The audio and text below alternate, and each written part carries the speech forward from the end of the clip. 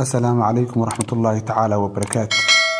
maanta waxaan kala faa'iideysan doonaa sidii dhaqanka iyo caadadeennu ahayd wax walba nafteena iyo nafihiina anfaca. maanta waxaanu isla taagi doonaa 3 calaamadood oo Allah subhanahu wa ta'ala qofka u soo diro taas oo tusinaysa in ay dhimashadiisu qofkaas qariib tahay oo aad u dhowdahay. dhammaanteen waxaanu jecelnahay adduunyada, waxaanu karahnaa dhimashada. inteena badan waxaanu ka jeesanaa daacada Ilaahay, qulubteenu waxay raacdaa adduunyada. in kamid ah way ka soo laabataa wayna ka toobad keentaa qafladaas. in kamid ah sidaas ay ku geeriyootaa oo godka ku gashaa ilka lagu dhiga. haddaba su'aashu waxay tahay bini aadamku miyuu geeriyoodaa isagoon wax dignin ah la siin? jawaabtu waa maya. bini aadamku ma dhinto ilaa Ilaahay subhanahu wa ta'ala oo soo diro calaamado muujinaya in geeridu soo dhawaatay. way ka moogan yihiin dadka alla caasiyay macaasida inta badan ay ku dhex jiraan qofka aqliga u saaxiibka ee Allah subhanahu wa ta'ala uu siiyay aqli fiyow waa uu ku cimro qaadanaya maalin walba waxa agtiisa iyo hareerihiisa ka dhacay. Sayyidina Daawud alayhi salatu wa salaam intuna dhiman ka hor Allah wuxuu ku yiri subhanahu wa ta'ala Allah iyo waxaan ku leeyahay arrin.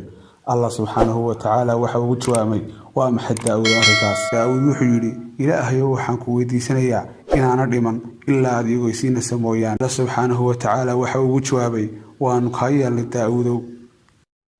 kadib malakul mawdkii ayaa soo galay Daawud alayhi salatu wa salaam. malakul mawdkii waxa uu ku yiri anigu rabbigay ayaan ballan la galay inta aana dhiman ama se nafta laga qaadin in Allah subhanahu wa ta'ala calaamad iyo digniin ii soo diri doono. malakul mawdkii waxa uu jawaabay Allah subhanahu wa ta'ala waa ku weysiiyay jaarkaagi miyee aadanow miyuuna dhiman, dhabarkaagi miyuuna qallacsamin, timahaagi madoobaa miyayna ciraysan oo ina caddaan.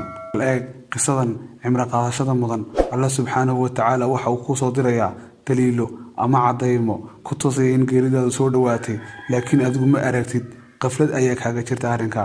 qof agtaada qaali ku ahaa oo saaxiib iyo walaal ku ahaa laga yaabaa inuu si kadis ah u dhintay, balse taasi waa dignin kale oo adiga kugu socota balse aad moogan tahay.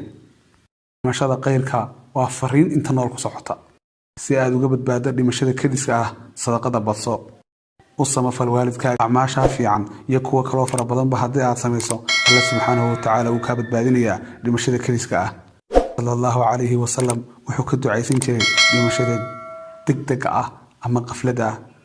Allah subhanahu ku ducaysan jiray اللهم إني أعوذ بك من زوال نعمتك وتحول عافيتك وفجاءة نقمتك وجميع سخطك.